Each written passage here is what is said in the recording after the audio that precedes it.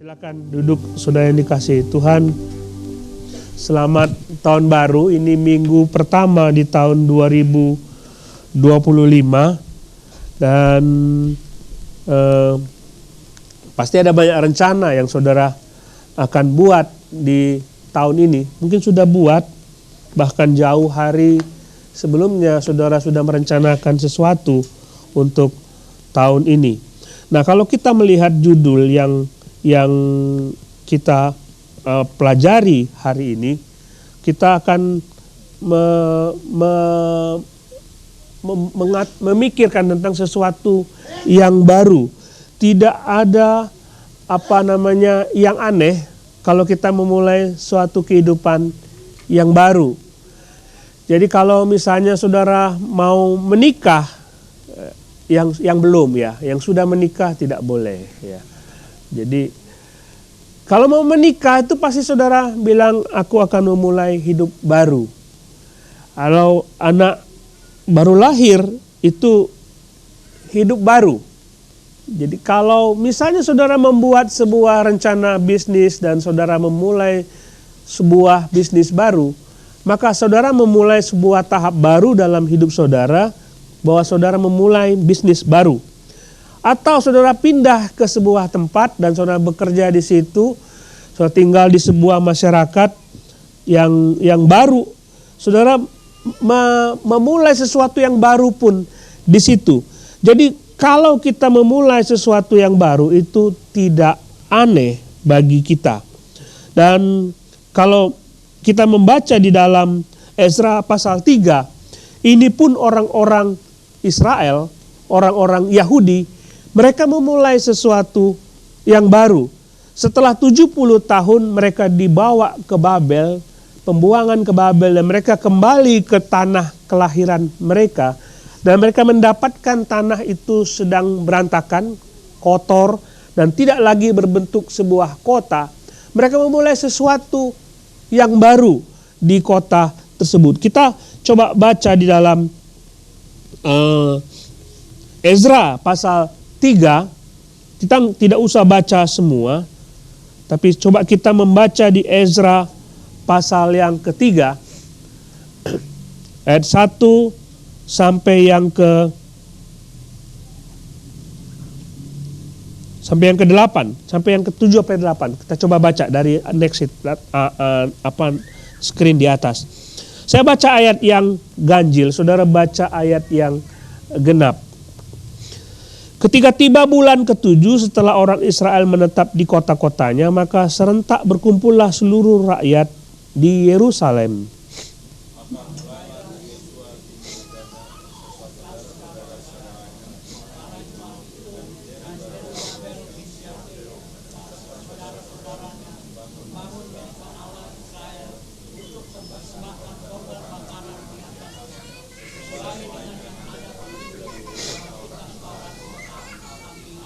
Mereka mendirikan mezbah itu di tempatnya semula.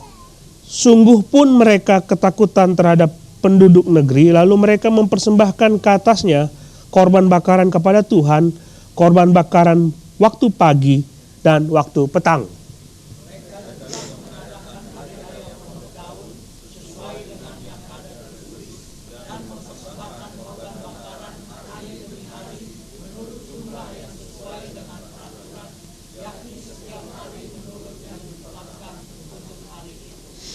Sampai di situ dulu. Kita akan melihat di sini bahwa ketika mereka balik dari Babel ke Yerusalem, mereka mulai sesuatu yang baru. Tidak peduli apa yang terjadi di masa lalu, kegagalan-kegagalan yang terjadi di masa lalu, mereka akan mulai sesuatu yang baru.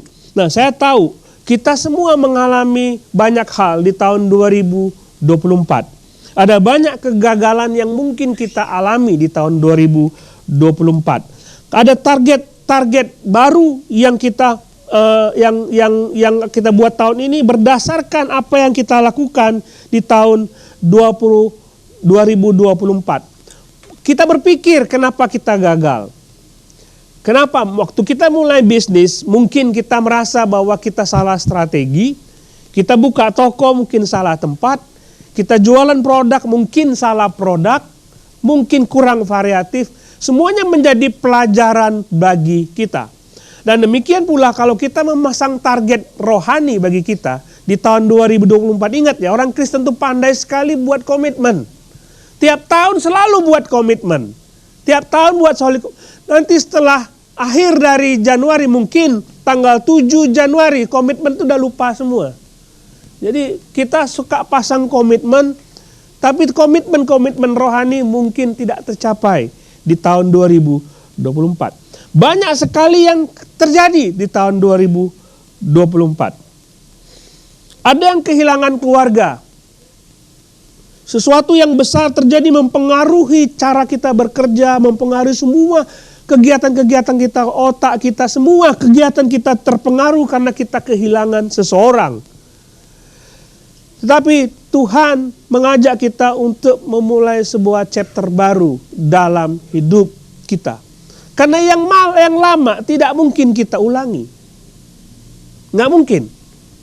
Kita tidak bisa memperbaiki kejadian yang sudah lama. Yang kita harus melakukan adalah kita memulai sesuatu yang baru dengan melupakan yang lama. Ingat saudara, kalau kita mengalami kesedihan, kalau kita mengalami kegagalan, itu adalah hal yang lumrah terjadi. Yang tidak lumrah dan tidak normal itu adalah kita tidak pernah gagal. Pernah ketemu orang yang nggak pernah gagal? Apa saja yang dilakukannya berhasil. Seperti jual sisil kepada orang yang tidak punya rambut. Laku. Kan aneh. Kita jual es di kutub utara, es krim. Laku. Kan aneh itu. Itu nggak normal. Jadi gagal, kesedihan, duka adalah sesuatu yang normal yang dialami oleh manusia. Nah, bangkit setelah kegagalan adalah juga sebuah hal yang normal. Yang tidak normal kalau saudara jatuh, saudara nggak bangun lagi. Itu nggak normal. Pernah saudara jatuh dan saudara nggak bangun lagi?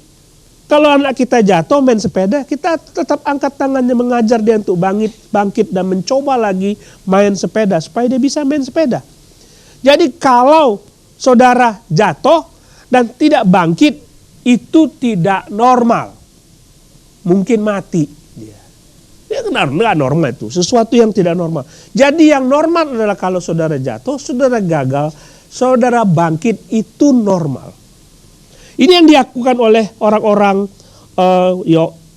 Yahudi ketika mereka berpikir mengenai masa depan. Mungkin mereka berputus asa karena segala sesuatu yang tidak terjadi bagi mereka. Nah, kalau kita melihat bagaimana cara mereka memulai kehidupan baru mereka, kita akan belajar ada beberapa hal yang kita pelajari. Pertama, mereka memulai dengan beribadah kepada Tuhan. Kita harus mulai tahun baru ini dengan sering beribadah kepada Tuhan. Coba lihat timeline pemulangan orang-orang Yahudi dari Babel. Saudara lihat itu, mereka 70 tahun berada di pembuangan Babel. 70 tahun mereka berada di situ. Dan ada 3 kali pengembalian mereka dari Babel. Jadi ada dekret dari raja di Persia mengatakan kalian harus pulang sesuai dengan firman Tuhan kepada Yeremia sebelum mereka pergi. Jadi gini loh saudara, sebelum mereka dibawa ke Babel, Tuhan sudah ngomong, cuma 70 tahun kalian di sana. Cuma 70 tahun. Artinya tidak selama-lamanya mereka akan dibuang oleh Tuhan. Cuma 70 tahun. Lalu angkatan pertama ketika mereka balik dari Babel ke Yerusalem, itu pada waktu zaman Zerubabel menjadi gubernur di daerah tersebut. Jadi mereka pulang dan mereka mulai membangun bait Allah. Jadi kalau saudara cerita mengenai Ezra pasal 3 ini, Ezra mengulang kembali, dia belum ada pada waktu itu. Dia mengulang kembali apa yang terjadi dalam pemulangan yang pertama. Yang pemulangan yang kedua terjadi pada zaman Ezra. Pemulangan ketiga pada zaman Nehemia. Dan coba lihat, pemulangan pertama, Apa yang mereka lakukan adalah mereka membangun bait Allah. Pemulangan kedua zaman Ezra ahli kitab itu, Ezra mengadakan kebangunan rohani. Nanti saudara baca dalam kitab Ezra pasal 7, ada kebangunan rohani. Ezra pasal 4 ada kebangunan rohani. Mereka rajin sekali membaca firman Tuhan. Dan mereka, saya ingin tetap setia kepada firman Tuhan. Itu Ezra. Semua orang-orang dibangun secara rohaninya. Kemudian dalam Nehemia, saudara tahu Nehemia sedang berdoa dan dia sedih, dia tanya apa keadaan kota Yerusalem. Dan dia bersedih, dia berdoa, lalu raja mengatakan, pergilah, bangunlah kotamu kembali dan membangun tembok Yerusalem. Ada 3 fase di situ pemulangan dan 3 fase mereka melakukan hal yang besar terhadap diri mereka. Tetapi mereka tidak bangun tembok dulu. Hal yang pertama yang mereka lakukan adalah mereka beribadah kepada Tuhan. Ini cukup aneh kalau kita melihat konteks kota pada waktu itu. Saudara, kenapa? Karena bagaimana mereka mau beribadah kalau kota tidak dilindungi? Lihatlah ayat-ayat yang firman Tuhan kita baca tadi, bahwa ada orang-orang di sekitar mereka mengganggu mereka. Tapi mereka nggak peduli. Hal yang pertama yang harus kami perbaiki adalah ibadah kami kepada Tuhan. Karena itu yang paling penting bagi mereka. Hal yang pertama yang harus dilakukan adalah beribadah kepada Tuhan. Kenapa? Kenapa mereka memilih ibadah terlebih dahulu? Bukan keselamatan mereka sendiri. Karena inilah penyebab mereka dibuang ke Babel. Saudara baca dari Yeremia 44 ayat 2. Beginilah firman Tuhan. Yeremia menubuatkan kejatuhan mereka. Mereka sudah dikasih tahu. Beginilah firman Tuhan semesta alam, Allah Israel. Kamu telah mengalami segenap pengalaman segenap malapetaka yang telah kudatangkan atas Yerusalem, atas segala kota Yehuda. Sungguh semua itu kini sudah menjadi reruntuhan dan tidak ada seorang pun diam di sana. Itu disebabkan oleh kejahatan yang telah mereka lakukan untuk menimbulkan sakit hatiku, yakni mereka pergi membakar korban dan beribadah kepada Allah lain yang tidak dikenal oleh mereka sendiri, oleh kamu atau nenek moyangmu. Jadi mereka diberitahu sebenarnya oleh Yeremia, kamu akan dibuang ke Babel. Yesaya sudah memberitahu itu. Dia bilang, kamu mau dipukul di mana lagi? Di kepala sudah banyak benjolan, di leher banyak benjolan. Enggak ada tempat yang tidak ada bekas pukulan. Tapi kamu tidak pernah bertobat. Akhirnya Tuhan buang itu mereka ke Babel.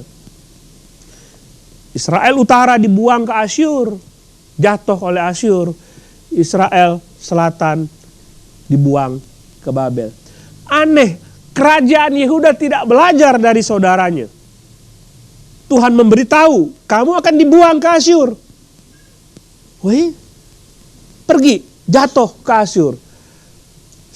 Israel selatan tidak belajar dari itu.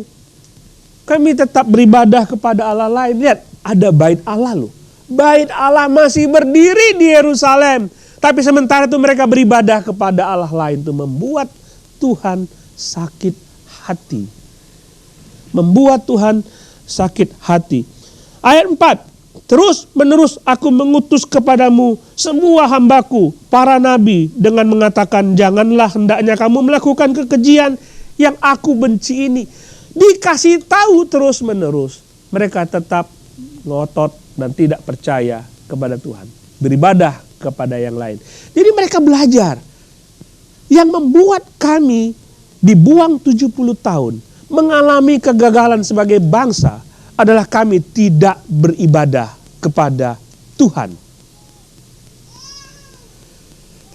Pikir saudara. Saudara tahu bangsa Israel.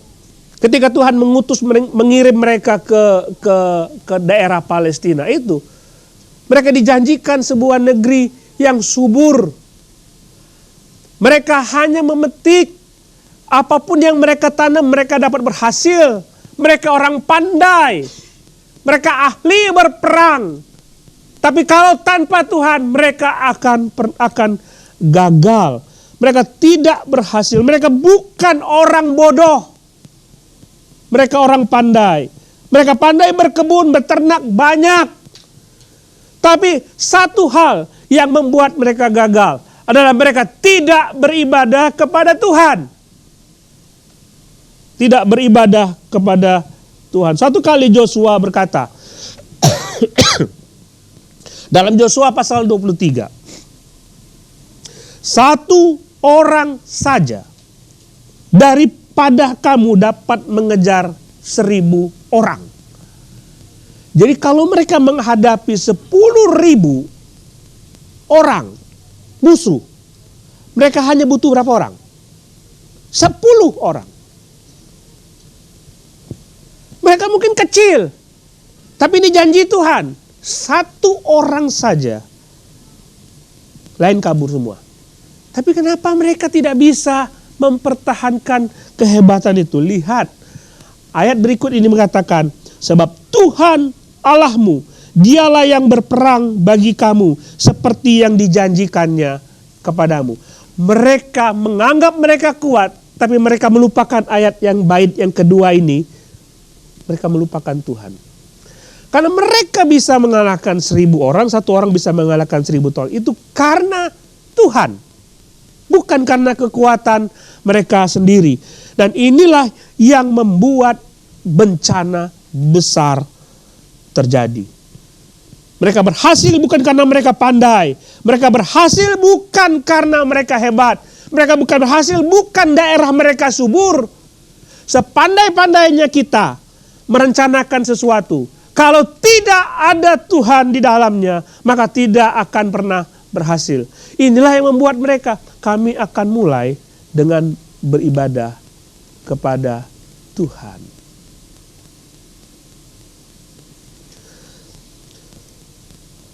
Mungkin saudara menganggap enteng ibadah kepada Tuhan. Tapi cobalah bercermin terhadap apa yang terjadi di tahun-tahun sebelumnya ketika kita tidak setia kepada Tuhan. Dia bisa melakukan apa saja. Saya tanya kepada saudara, ini pasti saudara bisa jawab. Kalau Tuhan bisa membalikkan keadaan, bisa nggak kira-kira? Dia bisa berkenan melakukan itu semua. Kalau dia lihat anaknya yang tidak setia beribadah kepada dia, dia bisa berbuat apa saja supaya anaknya merasa bahwa dia dipukul oleh Tuhan. Seperti bangsa Yahudi ini. Mereka sadar, hal yang membuat kami gagal adalah kami sudah meninggalkan Tuhan dan kami tidak lagi beribadah kepada Tuhan. Artinya, kalau saudara selama tahun 2024, saudara merasa bahwa ya ibadah saya jelek, coba hitung berapa kali saudara beribadah dalam 1 tahun. Bisa dihitung, Pak. Ya, kadang-kadang orang bilang tuh datang beribadah tuh pas Natal, pas Paskah. Natal rame, Paskah rame, kemudian kematian rame. Tapi dia mati ya, orang lain yang rame ya.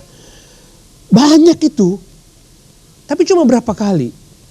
Tapi kalau saudara tidak setia kepada Tuhan, Tuhan bisa membalik itu semua. Dan saudara diberikan pelajaran oleh. Jadi mulailah tahun ini dengan komitmen beribadah kepada Tuhan. Lihat ayat 4. Mereka mengadakan hari raya Pondok Daun. Sesuai dengan yang ada tertulis.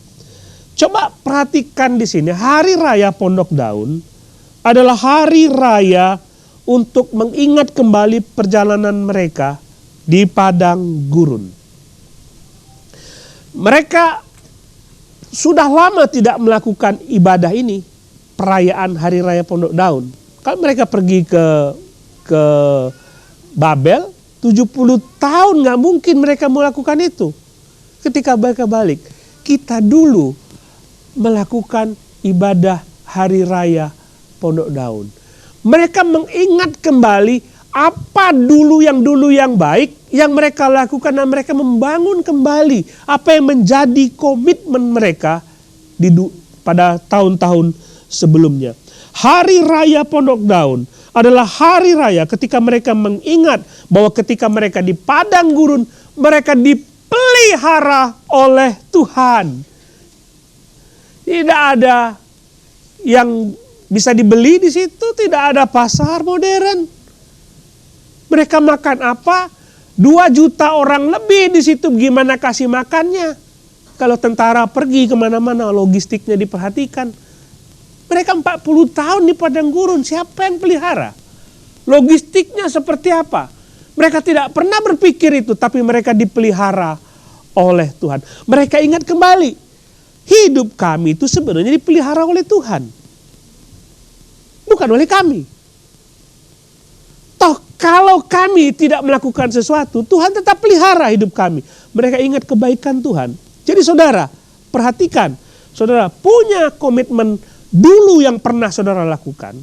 Baik sekali, tapi tidak pernah dilakukan lagi. Ingat istilah post power syndrome. Itu banyak orang tua ya. Saya ngomong begitu ya mungkin nanti saya setelah tua, saya kayak gitu. Saya dulu begini, saya pernah jadi pejabat ini. Saya tuh hebat ngurus gini. Kan tapi itu dulu, sekarang gak lagi. Gitu kan? Itu dulu, sekarang gak lagi.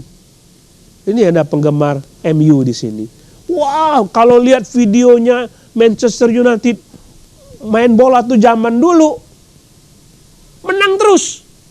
Itu dulu. Tapi sekarang kalah terus. Kalah terus. Jangan ngomong yang dulu deh. Yang sekarang itu kamu gak benar. Kadang kala kita seperti itu.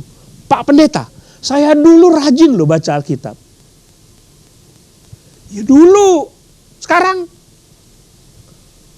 Pak Pendeta, ini anak-anak muda ini mesti dikasih kesempatan pelayanan. Mereka saya senang sekali. Jadi kalian tuh harus rajin melayani, ngomong gitu. Sekarang Bapak melayani apa? Enggak. Gimana bisa kasih nasihat kepada orang lain melayani? Tapi dia sendiri gak melayani. Bapak gak melayani? Enggak. Tapi dulu saya melayani. Ya itu dulu Pak. Do it again. Jangan berhenti. Lakukan kembali. Seperti mereka melakukan Hari Raya Pondok Daun. Yang sudah lama ditinggalkan. Lakukan kembali itu. Dan sudah lama mereka meninggalkan Tuhan. Itu dulu ya. Kalau dulu rajin ibadah, sekarang nggak pernah ibadah, kembali kepada Tuhan. Mutu kerohanian saudara ingat. Saudara harus push supaya saudara kembali kepada mutu rohani yang sesuai dengan apa yang Tuhan mau. Dulu saya rajin pelayanan, sekarang nggak lagi. Lakukan lagi saudara. Kalau 2024 saudara tidak melayani, lakukan tahun 2025. Kalau saudara tidak kedulu rajin baca Alkitab dan sudah mulai mundur, rajinlah baca Alkitab kembali. Jadi mereka memulai dengan beribadah kepada Tuhan. Mereka komitmen terhadap apa yang telah mereka lakukan dulu. Dan mereka ulangi lagi. Itu yang bagus-bagus. Ya. Jadi jangan bangga kalau melihat orang lain melayani, saudara tidak melayani. Banggalah kalau saudara melayani. Seterusnya, kita melihat dalam ayat 12. Tetapi banyak di antara para imam dan orang-orang Lewi dan kepala-kepala kaum keluarga, orang tua-tua yang pernah melihat rumah yang dahulu menangis dengan suara nyaring ketika peletakan dasar rumah ini dilakukan di depan mata mereka. Sedang banyak orang bersorak-sorai dengan suara nyaring karena kegirangan. Ada 2 kontradiksi, satu menangis, satu girang. Ada yang happy, tapi ada yang menangis. Saya mencoba untuk mencoba untuk melihat kenapa mereka menangis. Apa ini menangis karena girang? Alkitab tidak bicara seperti itu. Tapi ada yang girang, ada yang menangis. Yang menangis itu adalah tua-tua. Orang yang pernah melihat kejayaan bait Allah. Mereka menangis ketika diletakkan dasar pembangunan bait suci itu. Kenapa? Saya diberi kesempatan oleh Tuhan lagi untuk beribadah kepada Tuhan. Yang dulu pada masa saya abaikan tempat ini. Dan sekarang pada masa tua saya diberi kesempatan oleh Tuhan untuk melihat kejayaan Tuhan di tengah-tengah kota ini. Mereka menangis karena dulu sudah diabaikan oleh mereka. Mereka menangis karena menyesali setiap dosa-dosa masa lalu mereka. Jadi, apa yang terjadi saat ini adalah mereka menyesali dosa mereka. Karena mereka dosa tersebutlah yang membuat mereka dibuang ke Babel. Mereka ada teriakan dari Yesaya dan Yeremia, tidak mereka gubris. Nggak peduli, dan kali ini baru saja diletakkan dasar bait suci dan mereka bertobat kepada Tuhan. Tinggalkan dosa. Kadang-kadang tangisan diperlukan untuk mengingat kembali betapa besar dosa yang kita lakukan kepada Tuhan. Saya pernah menangis karena dosa. Pernah menangis karena dosa. Hanya orang yang mengabaikan Tuhan, yang meremehkan dosa. Ketika jatuh dalam dosa, ada biasalah. Membuat Tuhan sakit hati. Harus membuat orang menangis. Menangis. Dan saudara, kapan terakhir sudah menangisi dosa? Tinggalkan itu semua, karena banyak hal yang buruk yang kita lakukan di tahun-tahun sebelumnya. Itu semua harus tinggalkan. Tinggalkan semua hal yang buruk yang merusak hubungan kita dengan Tuhan. Apapun itu. Saya sadar kalau setiap malam sebelum tidur ada 30-40 menit, 1 jam hanya untuk lihat sosial media. Dan saya sadar itu membuang waktu cukup lama. Itu buruk sekali. Itu buruk sekali. Tinggalkan itu. Mungkin kalau di tahun sebelumnya kata-kata kita terlalu kasar kepada orang lain, membuat hubungan kita dengan yang lain tidak beres, merusak hubungan suami istri, merusak hubungan dengan teman kita, kita sering berprasangka buruk terhadap orang-orang di gereja kita. Itu harus ditinggalkan. Mulai sesuatu yang baru. Kalau sekarang, dulu pernah sering sekali terlambat datang ibadah, buat sesuatu yang baru sehingga saudara rajin beribadah. Nah, menarik sekali kalau dalam ayat 11 disebutkan di sini, secara berbalas-balasan mereka menyanyikan bagi Tuhan nyanyian pujian dan syukur, sebab Ia baik, bahwasanya untuk selama-lamanya kasih setianya. Kenapa mereka nyanyi sebab Tuhan baik, padahal mereka sudah dibuang ke Babel 70 tahun. Di mana baiknya Tuhan? Mereka sanggup untuk mengatakan bahwa Tuhan itu baik. Kembali ke Ezra pasal 1. Coba lihat Ezra pasal 1, saudara. Ezra pasal 1 ayat 1.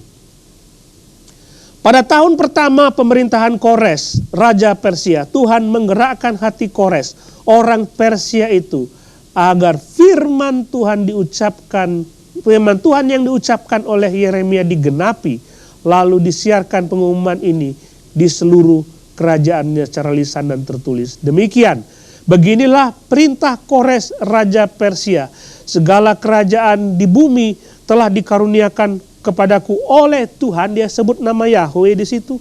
Allah semesta alam, semesta langit, ya menugaskan aku untuk mendirikan rumah baginya di Yerusalem. Kenapa Tuhan baik? Bukan Kores yang baik. Karena Tuhan yang menggerakkan Kores. Kores sendiri mengakui bahwa Allah sendiri, Tuhan sendiri yang menggerakkan aku untuk dapat membangun kembali bait suci di Yerusalem. Saudara, mungkin saudara bersalah kepada Tuhan.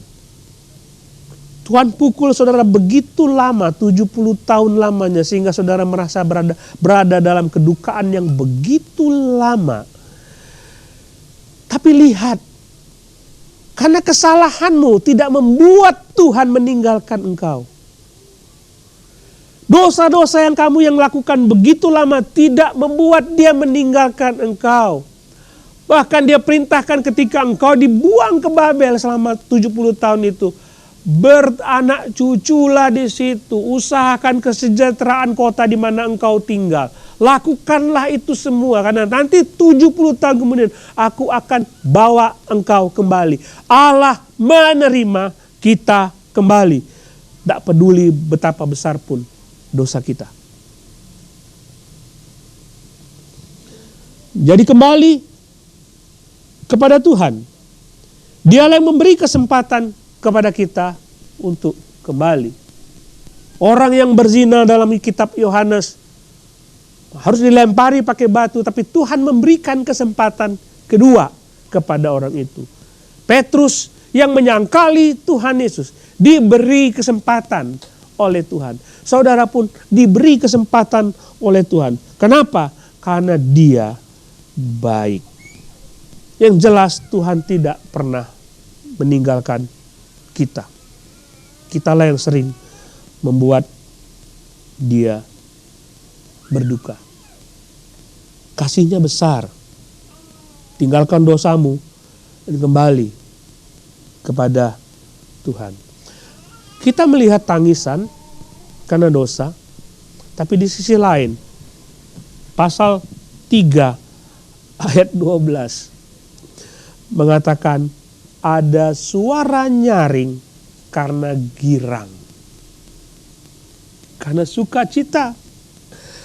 Jadi duka selama 70 tahun dihapus oleh Tuhan dalam satu hari. Saya tidak mengerti, mungkin masa lalu saudara membuat saudara berduka. Kepahitan, duka yang saudara alami di tahun 2024, saya tidak tahu apa itu. Tapi Tuhan bisa hapus itu dalam satu hari. Banyak orang tidak bisa bergerak karena duka itu. Kehilangan yang begitu besar. Bukan kita yang menghibur kita sendiri. Bukan teman kita yang menghibur kita. Tuhanlah yang memberi kegirangan. Come on, cheer up. Mulai sesuatu yang baru di tahun 2024 bersama dengan Tuhan. Beribadah kepada Dia. Tinggalkan dosamu. Dia akan terima engkau apapun dosamu. Dia akan membuat engkau bersukacita kegirangan. Dan perhatikan itu. Suara kegirangannya terdengar sampai semua tempat. Apapun yang saudara alami dalam tahun 2024. Gagal. Saudara pedih karena gagal. Saudara pedih karena kehilangan. Saudara berduka cita di tahun 2024. Allah mampu memberikan kepada saudara kekuatan yang baru. Jadi mulai tahun 2025, mulailah dengan Tuhan. Buat komitmen baru. Jangan tinggalkan ibadah, saudara. Rajin beribadah. Rekomitmen terhadap apa yang sudah saudara lakukan. Tinggalkan dosa. Dan berharap Dia memberikan sukacita dalam hati saudara. Mari kita berdoa.